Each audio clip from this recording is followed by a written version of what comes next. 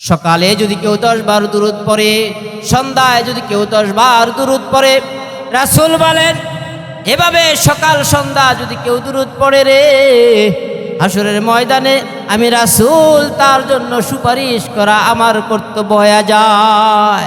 ইন্নাল্লাহা ওয়া মালাইকাতাহু ইউসাল্লুনা আলান নাবী ইয়া আইয়ুহাল্লাযীনা আমানু সাল্লু আলাইহি ওয়া সাল্লিমু তাসলিমা। আমার আপনার আল্লাহ নবীর উপরে দুরূদ পড়ার জন্যে আমার আপনার আল্লাহ বলে দিয়েছেন।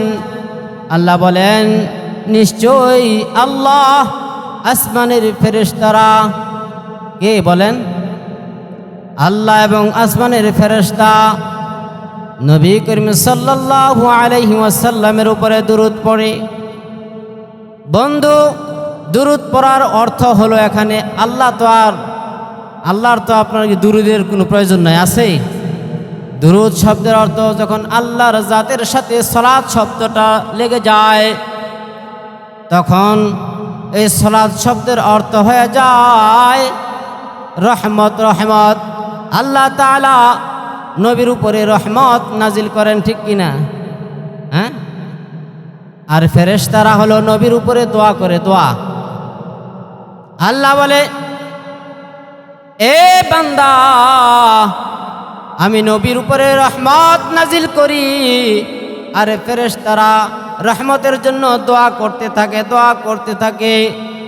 এই ঈমানওয়ালারা, দুনিয়ার বুকে যারা ঈমানওয়ালা আছো, তোমরাও তোমাদের নবীর উপরে দুরূদ ও সালাম পৌঁছায়ো। আল্লাহ তাআলার হুকুম, এই জন্য আমরা নবীর উপরে দুরূদ ও সালাম আমরা পেশ আপনার করব, ঠিক কিনা বলেন? দ্বিতীয়ত কথা হলো নবী করিম সাল্লাল্লাহু আলাইহি ওয়াসাল্লাম উম্মতের দরদি নবী, ঠিক কিনা? কি ভাই, ঠিক কিনা? নবী করিম সাল্লাল্লাহু আলাইহি ওয়াসাল্লাম উম্মতের দরদি নবী, যেই নবীর চাইতে উম্মতের জন্য দরদ আর কারো নাই। নবীর এত পরিমাণ দরদ, এই দরদটা মা বাবারও নাই, আসেনি? আছে? নবীর মতো দরদ আর কারো নাই। এই জন্যই তো তায়েফের ময়দানে যখন নাকি তায়েফের ময়দানে নবীকে যখন কষ্ট দেয়, টিল দেয়, থুতু দেয়, নবীকে আঘাত করে, ফেরেশতা এসে হাজির। ওগো আল্লাহর নবী, ও পয়গম্বরে আরবি, আপনি শুধু হুকুম করে দেন, আপনি শুধু বলেন যারা আপনাকে কষ্ট দেয়, যারা আপনাকে কষ্ট দিল, দুঃখ দেয়, আঘাত করে, ও নবী আপনি শুধু আমাকে হুকুম করেন, আমি তাদেরকে 2টা পাহাড়ের মাঝখানে নিয়ে পিষায়া মেরে ফেলবো। কিন্তু সেদিন আপনার আমার দরদি নবী জিবরাইল আমিনকে ডেকে বলে, ও জিবরাইল শোনো রে, যদি আজকে তুমি এই উম্মতগুলাকে যদি ধ্বংস করে দাও, মেরে ফেলো, তাহলে বলো না কে আমার দ্বীনের দাওয়াত গ্রহণ করবে, কে দ্বীন নিয়ে কথা বলবে, কার কাছে আমি দ্বীনের দাওয়াত পৌঁছাবো। হয়তোবা আজকে তারা আঘাত করেছে, হয়তোবা আমাকে কষ্ট দিয়েছে, কিন্তু একটা সময় আসবে তাদের কাছেই আমি দ্বীন পৌঁছাবো, তারাই আমার দ্বীন গ্রহণ করবে, ঠিক কিনা বলেন? বলে নবী এত দরদ, এত দরদ, উম্মত জাহান্নামে যাবে, এটা নবীর সহ্য হয় না। বন্ধুরা আমার, যখন নাকি নবীর মৃত্যুর সময় জিবরাইল আমিন দরজার কাছে এসে নবীকে সালাম জানায়, আসসালাতু ওয়াসসালামু আলাইকা ইয়া রাসূলুল্লাহ, আসসালাতু ওয়াসসালামু আলাইকা ইয়া হাবিবাল্লাহ। ও গো আল্লাহর পয়গম্বর, আমি জিবরাইল আমিন এসেছি, অনুমতি চাই ঘরের ভিতরে ঢুকার। নবী আরবি জানায়, জিবরাইল তোমার তো ঘরে আসার জন্য অনুমতি লাগে না, তুমি কেন অনুমতি চাও? বলে, ও গো আল্লাহর পয়গম্বর, আজকে আমার সাথে এমন একজন ফেরেশতা আছে, এমন একজন ফেরেশতা ফেরেশতা আছে গো আল্লাহর নবী, যাকে আনার জন্য আল্লাহর নির্দেশ, আপনার অনুমতি ছাড়া যেন না ঢুকি। এবার আল্লাহর নবী অনুমতি দিয়া দিলেন। দেখেন কে কে এই ফেরেশতা, কে সাথে তোমার, কে সাথে? বলে আল্লাহর পয়গম্বর এমন এক ফেরেশতা যার কারো কাছে যাইতে অনুমতির কোনো প্রয়োজন হয় না, কিন্তু আল্লাহর হুকুম আপনার কাছে আসার জন্য আগে অনুমতি নেওয়া লাগবে। বলেন তো সেই আপনার ফেরেশতারা কে ছিল? মউতের ফেরেশতা, মউতের ফেরেশতা আজরাইল আলাইহিস সালাতু ওয়াস সালাম। আজরাইল আলাইহিস সালাতু ওয়াস সালামকে সাথে নিয়ে জিবরাইল আমিন আল্লাহর হাবিবকে বলে, ইয়া রাসূলুল্লাহ, আল্লাহ তাআলার পক্ষ থেকে আমাদেরকে হুকুম করা হয়েছে যেন আমরা আপনার কাছে এসে অনুমতি চাই। যদি আপনি চান দুনিয়াতে আরো কিছুদিন থাকতে পারবেন, আর যদি আপনি চান রফিকে আলা আপনার বন্ধুর সাথে আপনি দেখা করবেন, সাক্ষাতে যাবেন, তাহলে সেটাও করতে পারবেন। যদি আপনি আপনার রফিকে আলার সাথে সাক্ষাৎ করতে চান, আজরাইল সাথে আছে। আর যদি দুনিয়াতে থাকতে চান তাহলে আজরাইল বিদায় হয়ে যাবে। বন্ধুরা আমার, নবী আরবি জানায়, ও জিবরাইল, হে জিবরাইল শোনো রে, আমি তো আমার রফিকে আলার সাথে দেখা করতে চাই, আমি আমার আল্লাহর সাথে দেখা করতে চাই, কিন্তু এ জিবরাইল শোনো, আমি আমার আল্লাহর সাথে দেখা করব ঠিক আছে, কিন্তু আমার চিন্তা হয় আমি যখন দুনিয়াতে থাকবো না, দুনিয়াতে যখন আমি থাকবো না, তখন আমার উম্মতের কি হবে? উম্মতের একটা ফয়সালা, সিদ্ধান্ত যদি আল্লাহ তাআলার পক্ষ থেকে আসতো, আমি আমার রফিকে আলার ডাকে সাড়া দিয়ে যাইতাম। উম্মতের ফিকির চিন্তা মৃত্যুর সময়ও নবী করিম সাল্লাল্লাহু আলাইহি ওয়াসাল্লাম করে, তাহলে সেই নবীর উপরে কেন বলেন আমরা দুরূদ পড়ব না? কি ভাই ঠিক কিনা? বলে কি ভাই ঠিক কিনা? দুরূদ শুধু খালি পড়ব, কোনো লাভ নাই এমনটাও তো না। দুরূদ পড়ার মাঝে অসংখ্য লাভ আর ফজিলত। আল্লাহর রাসূল সাল্লাল্লাহু আলাইহি ওয়াসাল্লামের কাছে উবাই ইবনে কাব রাদিয়াল্লাহু তাআলা আনহু এসে উপস্থিত। ইয়া রাসূলুল্লাহ, ইয়া হাবিবাল্লাহ, আমি না অসংখ্যবার আপনার উপরে দুরূদ ও সালাম পেশ করি। এ আল্লাহর নবী, অসংখ্যবার আমি আপনার উপরে দুরূদ ও সালাম পেশ করি, কিন্তু আমার কেন জানি মনে হয় আপনার কাছে জানা আমার দরকার, আমি কতটুকু কি পরিমাণ দুরূদ ও সালাম আপনার দরবারে পেশ করলে, আপনার উপরে কতবার দুরূদ পড়লে আপনার শান অনুযায়ী হয়, আমার পক্ষ থেকে হক আদায় হয়। আল্লাহর রাসূল জানান দেয়, মা শিতা, তোমার যতটুকু ইচ্ছা হয় তুমি দুরূদ পড়তে থাকো। এবার উবাই ইবনে কাব বলেন, ইয়া রাসূলুল্লাহ, ইয়া হাবিবাল্লাহ,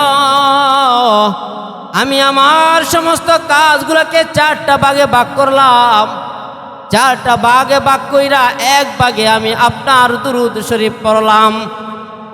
এটা কি হবে কি হবে না? রাসূল বলেন, মা শিতা, হ্যাঁ হবে, হবে। ফাজিতা, যদি তুমি এর চাইতেও বেশি পড়ো, খয়রুল লাকা, এটা তোমার জন্য আরো ভালো, উত্তম। এবার উবাই ইবনে কাব বলে, ইয়া রাসূলুল্লাহ, আমি যদি আমার সমস্ত কাজগুলোকে 3 ভাগ করে নেই, 3 ভাগ কইরা যদি 2 ভাগ আমি অন্য অন্য কাজ করি, অন্য অন্য আমল করি, সব কিছু করি, আর 1 ভাগে যদি আপনার, আমি যদি 4টা ভাগের মধ্যে 2 ভাগ আপনার কাজ করি, আর 2 ভাগ যদি অন্য কাজ করি, বলেন দেখি তাহলে হবে কিনা? রাসূল এবারও বলেন, হ্যাঁ হবে, কিন্তু এর চাইতেও যদি তুমি বেশি করো তাহলে তোমার জন্য আরো ভালো। এইভাবে করতে করতে বন্ধু উবাই ইবনে কাব রাসূলকে জানায়, ইয়া রাসূলুল্লাহ, আমি আমার পুরো সময়টাকে আপনার দুরূদের মধ্যে আমি নিয়ে যেতে চাই, বলেন না দেখি হবে কি হবে না। এবার রাসূল বলেন, যদি তুমি তোমার পুরো সময়টাকেই আমার দুরুদের মধ্যে কাটায় দাও, তাহলে শুনে রাখো তোমার জন্য দুইটা পুরস্কার। একটা পুরস্কার হলো দুনিয়ায় আমরা যারা দুনিয়ায় বসবাস করি, যা কিছু দুনিয়ার মধ্যে করি সব কিছু নিয়ে একটা পেরেশানি থাকে কি থাকে না? রুজি রোজগার নিয়ে পেরেশানি, বন্ধুরা আমার ব্যবসা বাণিজ্য নিয়ে পেরেশানি, চাকরি বাকরি নিয়ে পেরেশানি, যার যত পেরেশানি আছে, নবী বলে দুনিয়ার সমস্ত পেরেশানি তোমাকে এই দুরুদের বরকতে সমস্ত পেরেশানিগুলা দূর করে দিবে। সুবহানাল্লাহ বলেন। বন্ধু আমার, দ্বিতীয় উপকার হলো রাসূল বলেন হাসরের ময়দানে যেটা সবচাইতে বেশি প্রয়োজন, আল্লাহ রাব্বুল আলামিন এই দুরুদের বরকতে বলে জীবনের সমস্ত গুনাহগুলো মাফ করে দিবে। সুবহানাল্লাহ। ও বন্ধুরা আমার, দুরুদের আমলের মধ্যে এত লাভ আছে। বন্ধুরা, শিবলি নু'মানী রাহমাতুল্লাহি আলাইহি একজন জগৎ বিখ্যাত আল্লাহর ওলি ছিলেন। তিনি একবার হজে গেছেন। হজ আছে না, হজে যায় না মানুষে? হ্যাঁ, হজে গেছেন। হজে গিয়া লক্ষ্য করলেন একটা যুবকের প্রতি। যুবক তাওয়াফ করে দুরুদ শরীফ পড়ে, হাঁটে চলে দুরুদ পড়ে, আপনার খানা খায় সেই সময়ও সে দুরুদ পড়ে। অথচ খানা খাওয়ার দোয়া আলাদা আছে না নাই? আছে না নাই? আলাদা দোয়া আছে। কিন্তু যুবক সব সময় দুরুদের আমল করতে থাকে, যা কিছু অন্য দোয়া সে কিছুই পড়ে না, শুধু দুরুদ শরীফ পড়ে, সব জায়গায় দুরুদ শরীফ। শিবলি নু'মানী রাহমাতুল্লাহি আলাইহি ওই যুবকের প্রতি খেয়াল করে যুবককে বলতেছেন, এ যুবক, আমি তোমার প্রতি আজকে 2-3 দিন ধরে খেয়াল করলাম, তুমি খাবারের সময়ও দুরুদ শরীফ পড়ো, ঘুমার সময়ও দুরুদ শরীফ পড়ো, তাওয়াফের সময়ও দুরুদ শরীফ পড়ো, অথচ ভিন্ন ভিন্ন আমলের ভিন্ন ভিন্ন দোয়া আছে না নাই? ভিন্ন ভিন্ন আমলের ভিন্ন ভিন্ন দোয়া আছে রে যুবক, কিন্তু তুমি সব সময় কেন দুরুদ শরীফ পড়ো? এবার যুবক শিবলি নু'মানী রাহমাতুল্লাহি আলাইহি ডেকে বলে, ও আল্লাহর ওলি, আপনি যখন জানতে চাইছেন আপনাকে শোনাই, দুরুদ আমি সব সময় কেন পড়ি গো? দুরুদ এমন একটা আমল, দুরুদের আমলে আমি এত লাভবান, যার কারণে এই দুরুদ ছাড়া আমি আর কোনো কিছু করতে আমার মনে চায় না। বলে, শোনাও দুরুদের একটু ফাজাইল আমিও শুনতে চাই। এবার যুবক শোনায় শিবলি রাহমাতুল্লাহি আলাইহি, এ আল্লাহর ওলি শোনো, একবারের ঘটনা। আমি আমার বাবাকে নিয়ে হজ করতে আসলাম, হজের মৌসুমে হজ করলাম। ও আল্লাহর ওলি, হজ শেষে আমার কাফেলা, আমার গ্রামের কাফেলা সবাই চলে যাবে, আমরাও চলে যাব। এই মুহূর্তে আমার বাবা অসুস্থ হয়ে গেছে, এমন অসুস্থ যে কাফেলার সাথে যাওয়া সম্ভব না।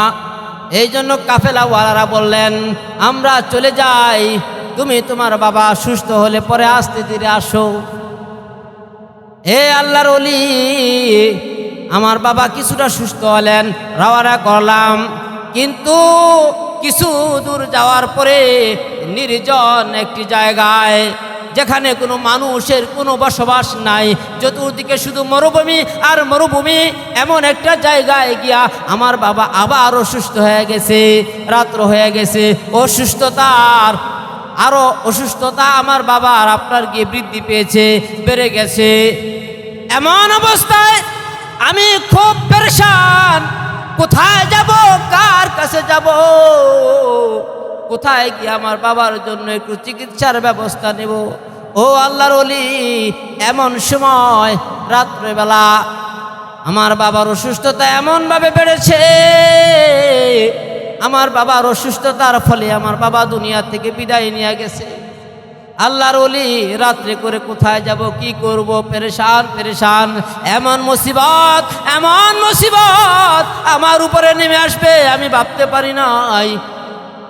ইতিমধ্যেই আমি আমার বাবার দিকে তাকায় দেখি আমার বাবার এন্তেকাল তো হইছে আবার আমার বাবার চেহারাটাও কালো হয়ে গেছে। ধীরে ধীরে আমার বাবার চেহারাটা একটা জন্তু জানোয়ারের মতো হয়ে গেছে। এখন আরো বেশি বিপদ।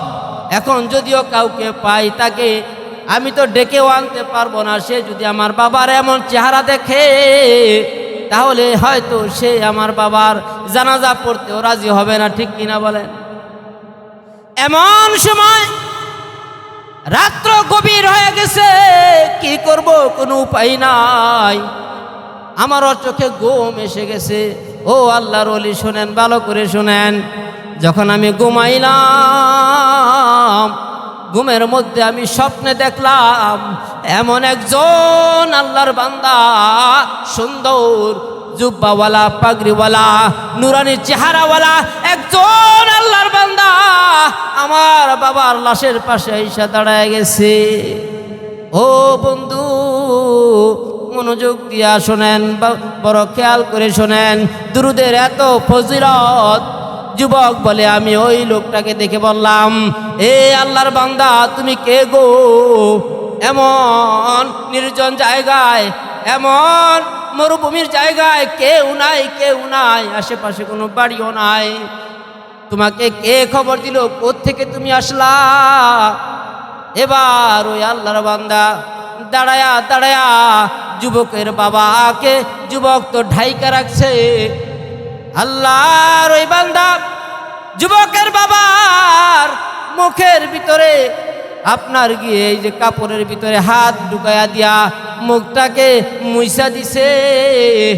মুখটা মুইসা দেওয়ার ফলে ওই যুবকের বাবার চেহারাটা নূরে নূরান্বিত হয়ে গেছে। সুবহানাল্লাহ। এবার যুবক ওই আল্লাহর বান্দা যখন রওনা করছে, জড়ায়া পায়ে ধরছে, ও আল্লাহর বান্দা, তুমি কোথায় যাও? তোমাকে তো চিনলাম না, তুমি কে গো? এমন কঠিন বিপদের দিনে তুমি কোত্থেকে আসলা? আমার বাবার চেহারাটা জন্তু জানোয়ারের মতো হয়ে গেছে। আমার বাবার গুনার কারণে আমার বাবার এই হালত হয়েছিল, কিন্তু তুমি কে গো? তুমি আমার বাবার চেহারার মধ্যে হাত বুলাইতেই আমার বাবার চেহারাটা নূরে নূরান্বিত হয়ে গেছে। এবার যুবককে ওই লোকটা পরিচয় দেয়, এই যুবক, তুমি আমাকে চিনো নাই? কয়, না না, চিনি না। বলে, যুবক রে, আমি আর কেউ নয়, আমি উম্মতের দরদি, আমি উম্মতের দরদি নবী কামলিওয়ালা, তু জাহানের বাদশাহ, সরদারে কায়নাত, রাসূল আরবি মুহাম্মদুর রাসূলুল্লাহ সাল্লাল্লাহু আলাইহি ওয়াসাল্লাম। সুবহানাল্লাহ, সুবহানাল্লাহ। এবার যুবক বলে, ও গো আল্লাহর পয়গম্বর, আপনাকে আর তো ছাড়ছি না। আমার বাবার এমন বিপদের দিনে আপনি কোথায় থেকে খবর পাইলেন? আমার বাবার কি এমন আমল ছিল যে কারণে আপনি নবী আমার বাবার চেহারায় হাত বুলাইয়া আমার বাবার চেহারাটা সুন্দর বানায়া দিয়েছে? এবার আল্লাহর নবী যুবককে বলে, এই যুবক শোনো, প্রতিদিন তোমার বাবা 200-300 বার আমার কাছে দুরূদ পাঠাইতো। কি পাঠাইতো? বলেন না, কি পাঠাইতো? হাদিসের মধ্যে আছে, যে কোনো জায়গায় থেকে, যে কোনো দেশে থেকে, পৃথিবীর যে কোনো প্রান্ত থেকে আল্লাহর কোনো বান্দা রাসূল আরবির দরবারে দুরূদ পাঠায়, একদল ফেরেশতা নিয়োজিত আছে, ওই লোকটার নাম পরিচয় সহকারে রাসূলের রওজা মুবারকে পৌঁছায়া দেয়।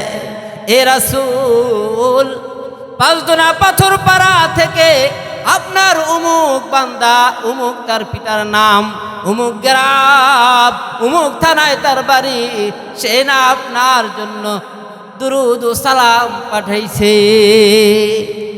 ও বন্ধু আমার, হাদিসের মধ্যে আছে, যদি কেউ একবার নবী করিম সাল্লাল্লাহু আলাইহি ওয়াসাল্লামের উপরে এক মর্তবা দুরুদ পাঠায়, একবার শুধু দুরুদ সালাম পাঠায়, বলে যে তার উপরে আল্লাহ তাআলা 10টা রহমত নাজিল করে দেয়। এত ফজিলত আছে দুরুদের। এই দুরুদ আমরা বেশি বেশি করে পড়তে রাজি আছি তো ইনশাল্লাহ? আছি তো ইনশাল্লাহ? ও বন্ধুরা আমার, একবার যদি কেউ দুরুদ পড়ে তাহলে 10টা রহমত আল্লাহ তাআলা তার উপরে দান করে, এবং 10টা গুনাহ আল্লাহ তাআলা মাফ করে দেয়, 10টা নেকি তার আমল নামায় দান করে। যে নাকি সব সময় দুরুদের আমল করতে থাকে, যখন সে দুরুদের আমল করে তখন সে অন্য অন্য কোনো আমল করার সুযোগ তার হয় না। রাসূল বলেন, আল্লাহ পাক ফেরেশতাদেরকে বলে, এই সময় এই যে আমার বান্দা দুরুদ পড়তেছে, এই সময় পুরা পৃথিবীর মানুষ যত আমল করে, এ ফেরেশতারা আমার এই বান্দার আমল নামায় পুরা পৃথিবীর মানুষের আমলগুলা জমা করে দাও। সুবহানাল্লাহ। ও বন্ধুরা আমার, সুপারিশ যদি কেউ চায়, রাসূল বলেন সে যেন বেশি বেশি করে দুরুদ শরীফ পড়ে। সকালে যদি কেউ 10 বার দুরুদ পড়ে, সন্ধ্যায় যদি কেউ 10 বার দুরুদ পড়ে, রাসূল বলেন এভাবে সকাল সন্ধ্যা যদি কেউ দুরুদ পড়ে রে, হাসরের ময়দানে আমি রাসূল তার জন্য সুপারিশ করা আমার কর্তব্য হয়ে যায়। ও বন্ধু আমার, দুরুদ পড়ার মধ্যে অনেক লাভ আছে, অনেক ফজিলত আছে। যুবক রাসূলুল্লাহ সাল্লাল্লাহু আলাইহি ওয়াসাল্লামকে যখন ধরলেন, রাসূল জানায়, যুবক রে, তোর বাবা আমার উপরে প্রতিদিন 300 বার দুরুদ পাঠাইতো, আজকে তোর বাবার নামের জায়গাটায় কোনো সংখ্যা নাই, খালি খালি, দুরুদের কোনো সংখ্যা নাই। ফেরেশতারা যখন নাকি পারছে আমার সামনে নিয়ে আসছে, আমি দেখলাম যে প্রতিদিনের এই দুরুদ ওয়ালার নামটা আছে ঠিক, কিন্তু দুরুদ পাঠায় নাই, দুরুদের কোনো সংখ্যা নাই। এ যুবক, আমি ফেরেশতাদেরকে প্রশ্ন করলাম, হে ফেরেশতা, আমার এই উম্মতের কি হলো রে? এই উম্মত তো কোনোদিন দুরুদ পাঠাইতে দেরি করে না, আজকে কেন রে আমার এই উম্মতের খাতায় দুরুদ নাই, দুরুদের সংখ্যা নাই? ফেরেশতারা এবার জানায়, ওগো আল্লাহর পয়গাম্বর, আপনার এই উম্মত না আজকে সারাদিন যাবৎ কঠিন অসুস্থতার মধ্যে আছে, কঠিন অসুস্থতা ভোগ কইরা আর রাত্রিবেলা না আপনার এই উম্মত ইন্তেকাল করেছে, এই জন্য আপনার দরবারে দুরুদ পাঠাইতে পারে না। ফেরেশতারা আমি রাসূলকে আরো জানাই, এ আল্লাহর নবী, আপনার এই উম্মত না মৃত্যুবরণ করছে তো করছে, তার চেহারাটা না শুকরের মতো, জীবজন্তুর মতো হয়ে গেছে, কালো জীবজন্তুর মতো হয়ে গেছে, দেখতে ভয়ানক, ভয় লাগে।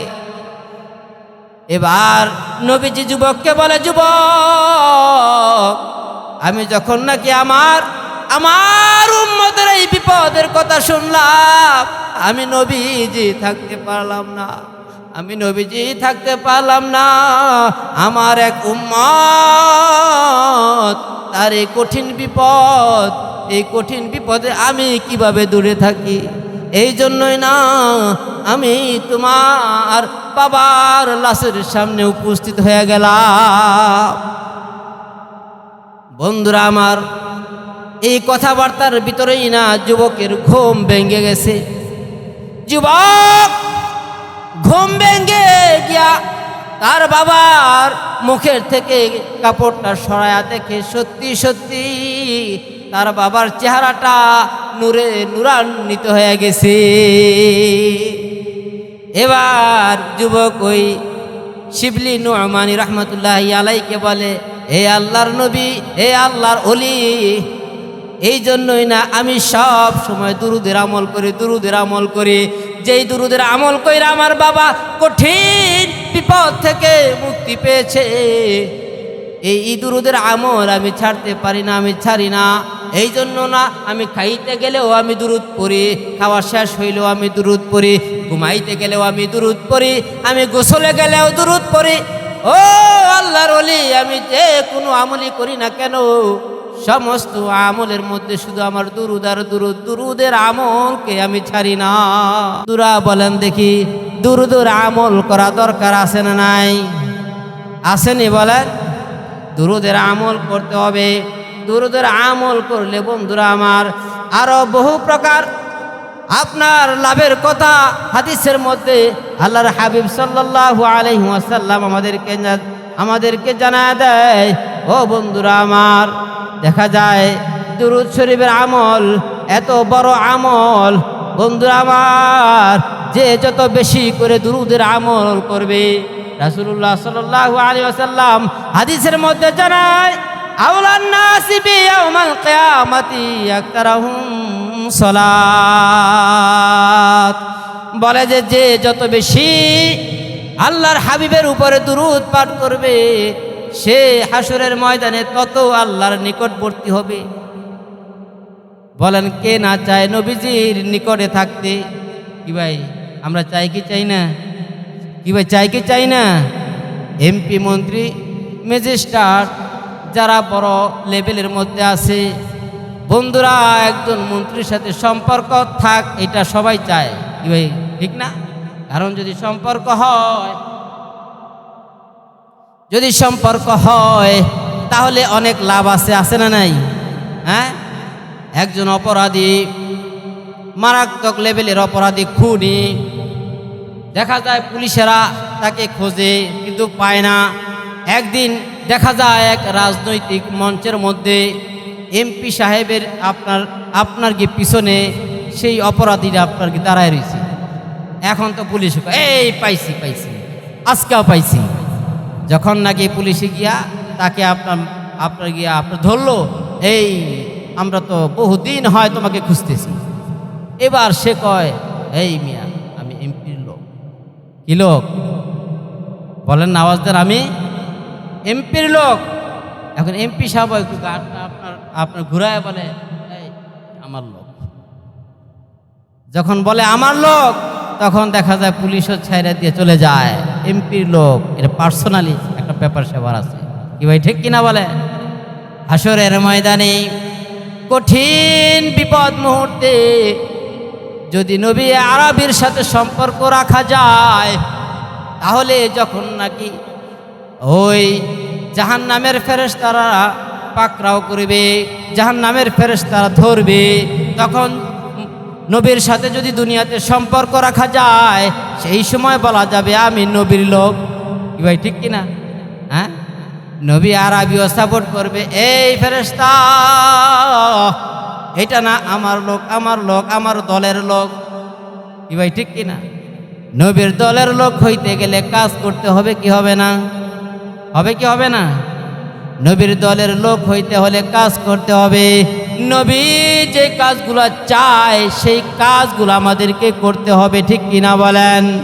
বেশি বেশি করে নবীর দুরুদ পড়লে নবী বলে হাসরের ময়দানে যে বেশি বেশি দুরুদ পড়বে সে আমার তত কাছাকাছি থাকবে, যে যত বেশি দুরুদ পড়বে সে তত বেশি আমার কাছে থাকবে।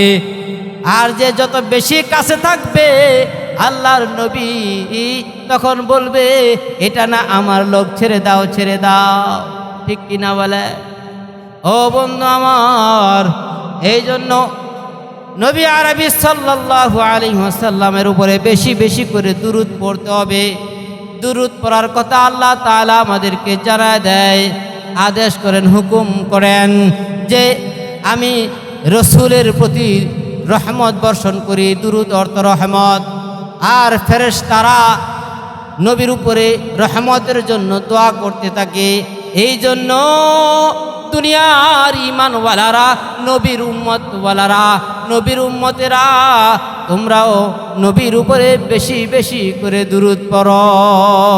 এই জন্য আল্লাহ বলেন, ইন্নাল্লাহা ওয়া মালাইকাতাহু ইউসাল্লুনা আলান নবী ইয়া আইয়ুহাল্লাযীনা আমানু সাল্লু আলাইহি ওয়া সাল্লিমু তাসলিমা।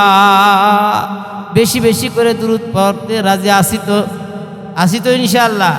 এবার হয়তো বলবেন দুরূদ পড়ব, হুজুর কোন দুরূদ পড়ব? দুরূদে ইব্রাহিম আছে, পড়তে পারলে ভালো। যদি এত লম্বা দুরূদ সব সময় সম্ভব হবে না পড়া, এই জন্য সবচেয়ে সংক্ষিপ্ত দুরূদ হলো সাল্লাল্লাহু আলাইহি ওয়াসাল্লাম। সবাই আওয়াজ দিয়ে পড়েন, সাল্লাল্লাহু আলাইহি ওয়াসাল্লাম, সাল্লাল্লাহু আলাইহি ওয়াসাল্লাম। এই সংক্ষিপ্ত একটা দুরূদ, এটা তো পড়তে আর বেশি কষ্ট হবে না, হবে কি ভাই? হবে কষ্ট? নবী করিম সাল্লাল্লাহু আলাইহি ওয়াসাল্লামের নাম যখনই আমরা শুনবো, যখনই আমরা নেব, সাথে সাথে সাল্লাল্লাহু আলাইহি ওয়াসাল্লাম। ও ভাই, হাদিসের মধ্যে আছে আদ-দুআউ মাওকুফুন, বলে দোয়াটাও আপনার মওকুফ থাকে, ঝুলে থাকে, যদি নবীর উপরে দুরূদ পড়া না হয়। ঠিক কিনা জোরে কোন? দোয়ার আগে পরে নবীর উপরে দুরূদ লাগবে, নয়তো দোয়াটাও আল্লাহর কাছে যাবে না, এটা ঝুলে থাকবে। এই জন্য দোয়াও যখন নাকি আপনার হয়, যখন হাত আপনার উঠানো হয়, তখনই আলহামদুলিল্লাহি রাব্বিল আলামিন ওয়াসসালাতু ওয়াসসালামু আলা সাইয়্যিদিল মুরসালিন, নবীর উপরে দুরূদ আমাদেরকে পড়তে হবে। অন্যথায় আমার আপনার দোয়া আমল কিছুই আল্লাহর কাছে কাজে লাগবে না। কারণ আল্লাহ তাআলা তো আল্লাহর হাবিবকে এত বেশি ভালোবাসে, এত বেশি ভালোবাসে, যার কোনো তুলনাই হয় না। কারণ হাসরের ময়দানে সমস্ত নবীগণ পর্যন্ত ইয়া নাফসি ইয়া নাফসি ইয়া নাফসি করবেন, কিন্তু আমার আপনার নবীকে একমাত্র আল্লাহ তাআলা উম্মতের ফিকিরের মধ্যে রাখবেন আর বলবেন, হে আমার দোস্ত, হে আমার বন্ধু, আপনি এত পেরেশানি হবেন না, এত টেনশন আপনি নিয়েন না, এত পেরেশানি আপনি নিয়েন না, আপনি মাথা উঠান। আপনি এভাবে যদি আপনি কান্না করেন, তাহলে আমি আল্লাহর আরশ তো ঠিক থাকবে না, আপনি যা চাবেন তাই আমি দেব। আপনি সিজদা থেকে আপনার সিরকে উঠা। তো সেই আল্লাহর হাবিবের জন্য দুরূদ পড়তে আমাদেরকে বলছেন বেশি বেশি করে। ইনশাআল্লাহ আল্লাহ তাআলা আমাদের সকলকে বেশি বেশি করে দুরূদের আমল যেন আমরা করতে পারি, সেই তৌফিক আল্লাহ তাআলা দান করুক।